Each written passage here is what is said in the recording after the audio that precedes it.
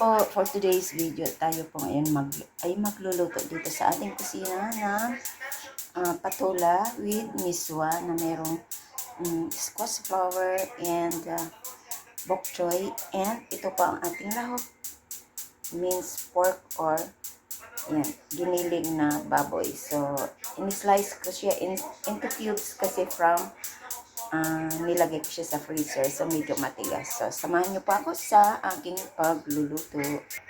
So, ayan na, nahugasan ko na at nahiwa ang ating mga gulay. So, start po tayo sa ating pagluluto.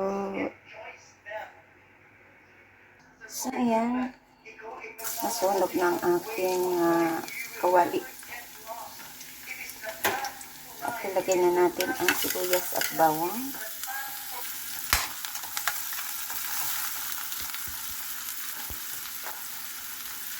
Ilagay ko na yung ating minced pork. Hiniwa ko into cubes. Ground pork.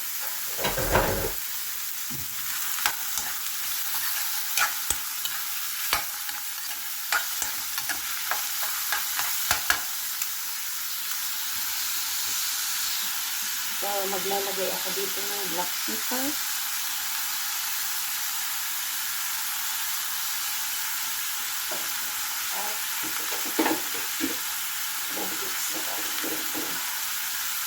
Naglagay ako ng magic sarap at kaunting patis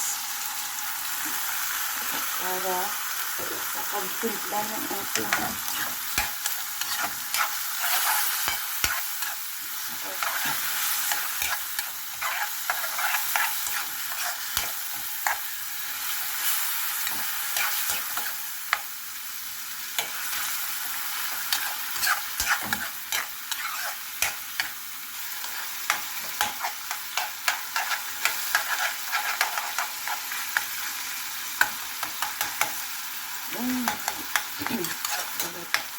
Kuya lang natin ito. At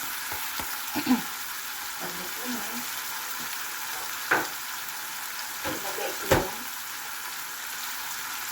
sabaw. Lalagay tayo ng isang cup ng sabaw.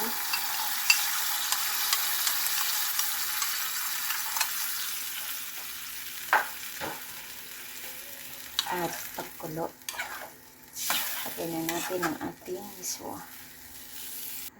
So, ayan, kumulo na. Ilagay ko yung miswa. Haba.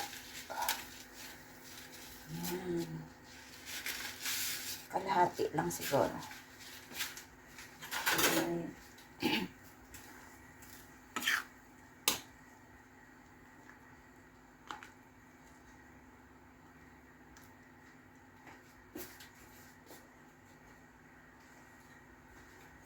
Ilagay ko yung ating pechay.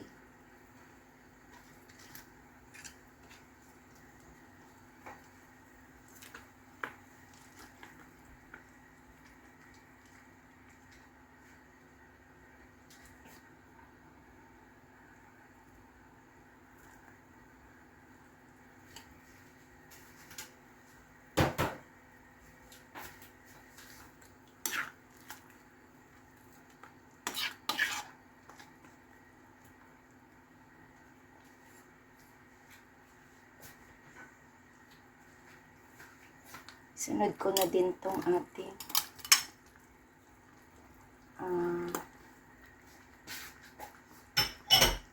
patola.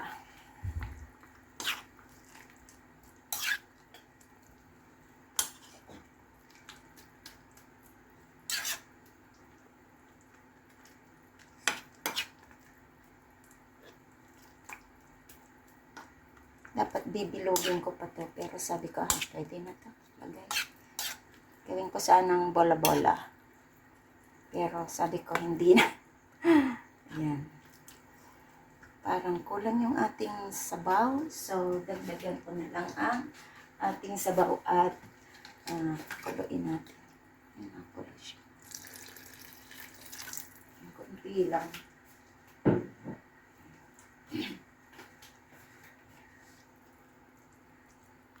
Parang sarap nito.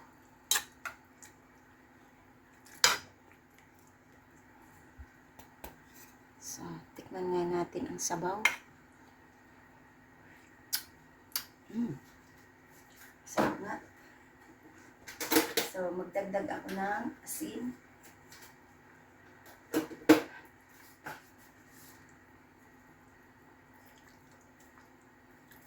Para matimpla natin. Antayin natin maluto ang ating patola.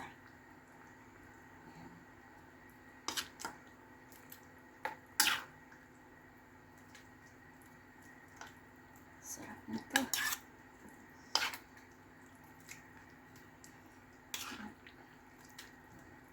Lagyan ko ng bok choy para meron tayong green na nakalagay.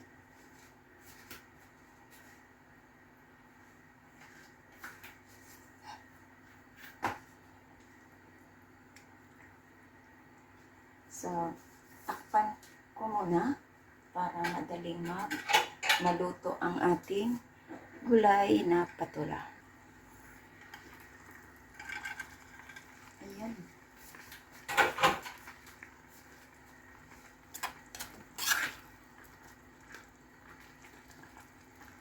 Sarap ah.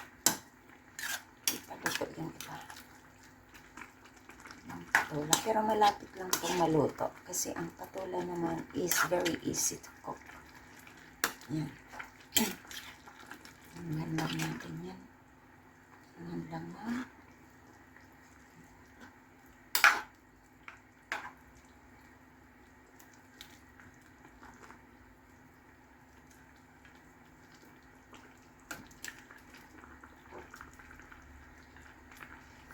At ilagay ko na yung ating squash flower. Alam nyo, lagi akong naglalagay today ng mga squash flower because araw-araw po, every morning ay kinukuha ko yung bulaklak ng kalabasa sa aking garden. So, masarap po ito sa anumang luto. Pwede po natin siyang isahog.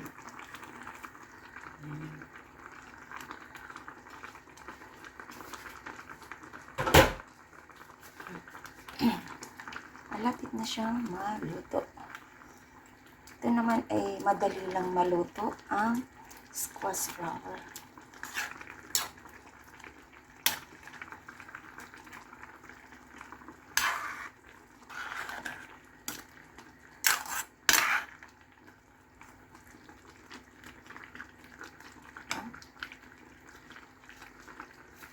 At dito, lagay ko na yung ating spring onion. Maliliit lang po yung spring onion kasi mula lang yan doon sa tanim sa aking paso. Ayan. Tanim-tanim lang ako dyan sa paso. Para if needed, then meron kang makukuha. So, ayan. Ready to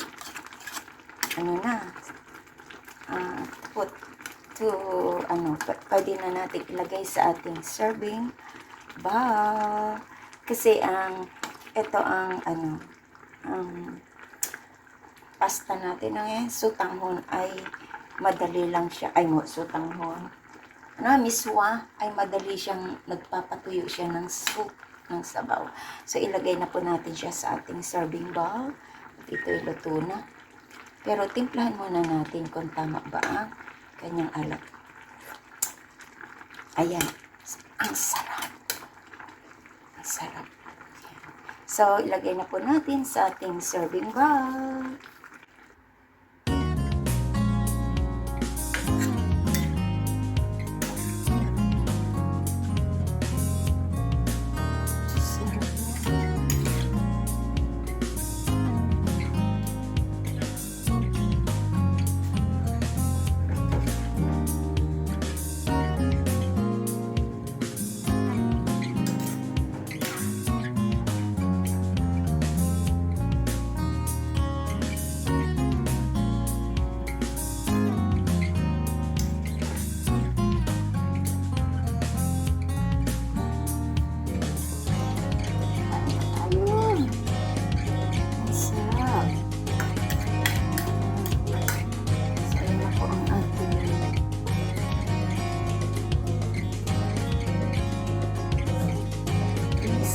patola with miswa at rice flour.